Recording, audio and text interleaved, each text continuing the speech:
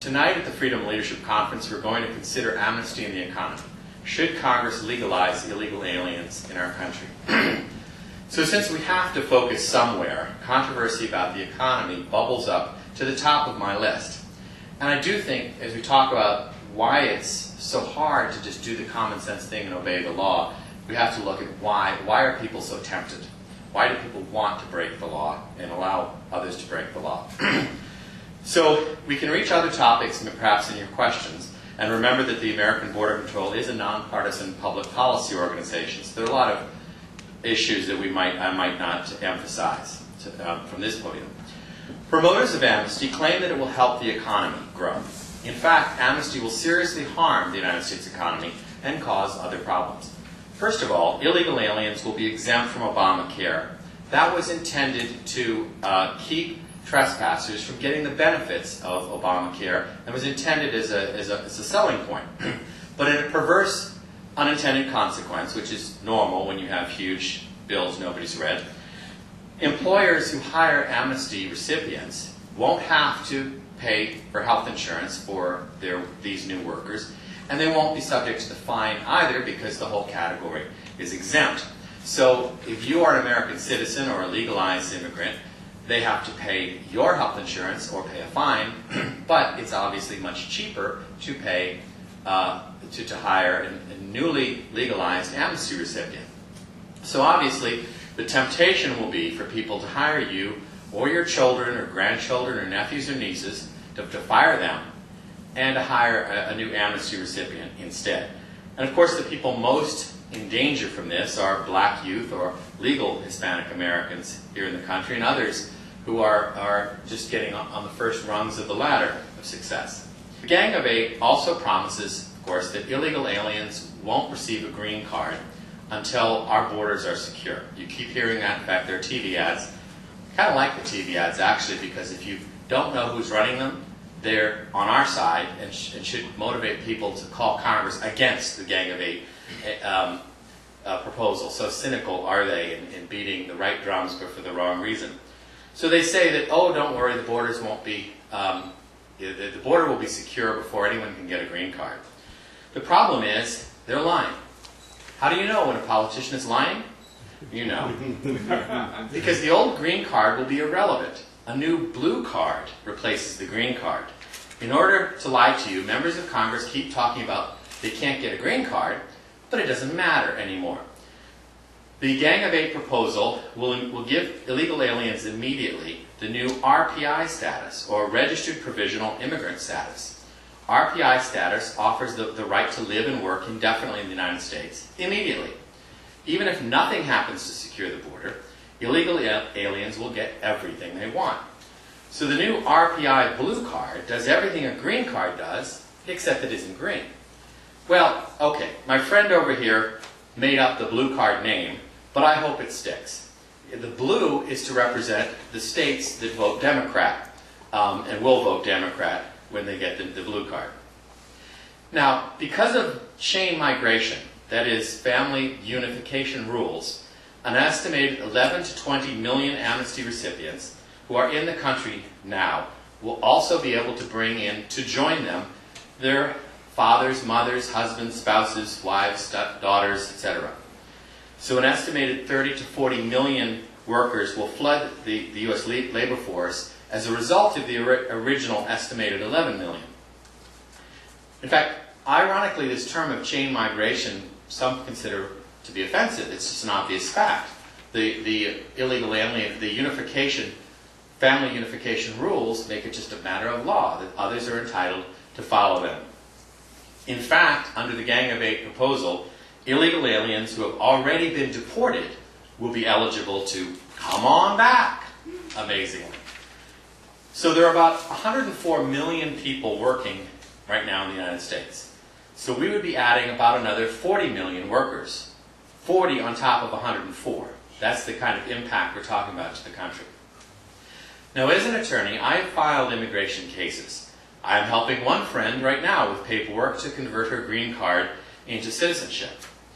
One of the goals of immigration laws, however, which my friend faithfully obeyed, is to put limits on how fast our country is swamped with new workers. The laws allow our country to absorb new workers at a manageable rate, not to be flooded and overwhelmed. Our laws are designed to include those who can succeed here, not those who are doomed to fail. My friend, for example, is a hard-working, smart, capable, highly skilled person who obeyed the law. My friend studied highly technical medical training in English, not her native language. But under Amnesty, we will be flooded by those who don't know English, who don't have the education or skills to contribute. Remember, that's the purpose of immigration laws, to select those who can make a contribution. That's why we have laws, is to decide who comes and who doesn't and how fast. I also hold a Bachelor of Science in Business Administration degree with a major in finance. The reason I mention that is that politicos in both parties talk about business and economics, but they really have no clue what the bleep they're talking about. Elected officials and political commentators throw around simple-minded cliches about the economy that are cartoon-like caricatures. So some claim that amnesty will grow the economy. Well, if the number of workers in the country increases, well, yeah, technically the economy will be larger. The number of people is larger, but everyone individually will be worse off. A larger economy, i.e. more people, does not mean a better economy. Gross domestic product measures the total size of the economic activity. A growing economy is good if the number of people remains the same. But you and your family could be worse off as individuals among a larger, more crowded country. Some political leaders have stumbled onto the economic concept of specialization, but they don't understand what that means. When you have almost 89 million people of working age who don't have jobs now, black unemployment at 14%, black youths at 42% unemployment, adding another 11 to 40 million people on top of that has no benefit. Specialization involves how existing workers are allocated to various roles. People should work in the jobs where they have the greatest abilities and can be the most productive and efficient. In a free market, people are allocated to their most productive use by pay. They get paid more if they are more productive in particular roles. But the economy will not grow by adding more of what we already have too much of. When the economy is missing something, that lack can hold your economy back. Only if you add what is missing can you unleash a stalled economy. So it has nothing to do with adding more people to the economy. One thing is certain. Amnesty will drive down salaries. Salaries will go down, especially among the most vulnerable, lowest skilled, least educated Americans. Many black workers, especially black youth and legal Hispanic Americans, will be hurt the worst. However, with the right to work, these people can now apply for your job too, any job. That's obviously the purpose behind amnesty, to pay you less money for doing your job. Employers won't have to pay as much to your children, your nieces and nephews, your grandchildren, etc. So, remember, 88.8 million Americans over 16 have given up looking for a job right now in the United States. Discouraged workers who no longer have any hope of finding a job have increased by 8.3 million people since Obama took office. But by contrast, the unemployment rate in Mexico was only 4.7% in September 2012.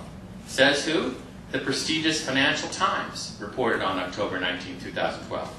From 1994 to 2012, Mexico's unemployment rate averaged 3.68%. So we have to be worried about them, but not ourselves.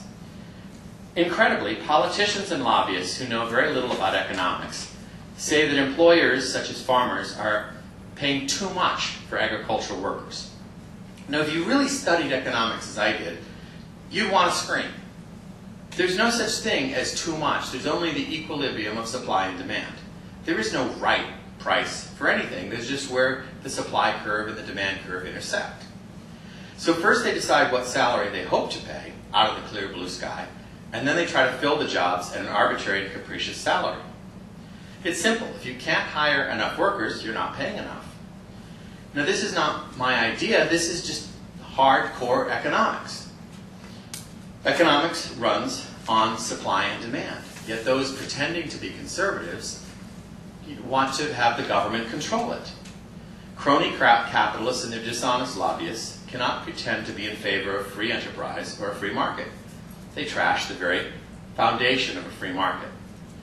So, market forces, supply and demand, are signaling that the correct wage for a job should be X. But instead of paying X, they're saying, no, we want to pay Y instead. And they want the government to bring that result about, which is basically a command and control, government-driven marketplace. So there will always be enough workers to do any job as long as the job pays enough. There will never be enough workers, and there should not be, according to economic theory, if employers refuse to pay a sufficiently interesting wage. If the supply and demand equilibrium price is not being offered, there are market distortions. Economic theory tells us there's actually damage to the economy by distorting the marketplace. That's commonplace, basic economics. Now, some people do then try to play on conservative themes or libertarian themes about this and say, well, shouldn't we just let everybody come in? There should be one big marketplace. But we don't have a single world government. We just don't. We have separate countries. Countries are real. Talking as if the entire planet is one big country is just silly. Our country matters as a country. So the job of our government is to take care of our country. And so they can't just ignore that and pretend that the whole world is one big marketplace, because it just isn't. So in my view, what they're actually trying to do is to get the government to manipulate prices and salaries in this country, just like the job and wage controls, the price and wage controls under the Nixon administration. Because we have a country, we have a marketplace in that country. It is the job of the government to control our borders, and yet they want to use that control, which is in the Constitution, to play with the economy. Not only would legalizing illegal aliens be bad for America, but the arguments offered reflect a shocking rejection of the free enterprise system our country was founded upon, including by those who pretend to be conservative. So it is an abandonment of our free enterprise economy. Finally, remember after the Enron disaster, all the talk about the need for improved business ethics, how we need to have integrity in business, and those who break our laws are automatically the wrong kind of people to contribute to our society. They have already proven that they will bend the law whenever it suits them. Foolish crony capitalists think these are the workers who will be good for business. Well, when inventory, tools, equipment, supplies mysteriously vanish, when customer credit card numbers are sold on the black market, don't forget, they wanted workers whom they knew had already broken the law and gotten away with it. Not just broke the law, got away with it, know they got away with it, and know that it doesn't matter if they follow the law. And they were rewarded for breaking the law. Normally, employers do a background check to see if an employee might be trustworthy. If someone's going to handle money in a store, you do a background check. Can I trust you? Here we have business interests eagerly pushing for workers whom they already know have a propensity to break the law whenever it's convenient. Well, there's a law. Yeah, but I didn't feel like following it because it was tempting. It was convenient for me to break the law. So these are the arguments that we're being given as to why this is going to be good for our economy. I think it's amazingly foolish, and we are being motivated by factors that are a serious problem. So these are why I think we need to get rid of the economy, of this amnesty for the good of our economy. And I hope that people will get involved, go to the American Border Control website, call your congressman, and do everything you can to stop this mistake.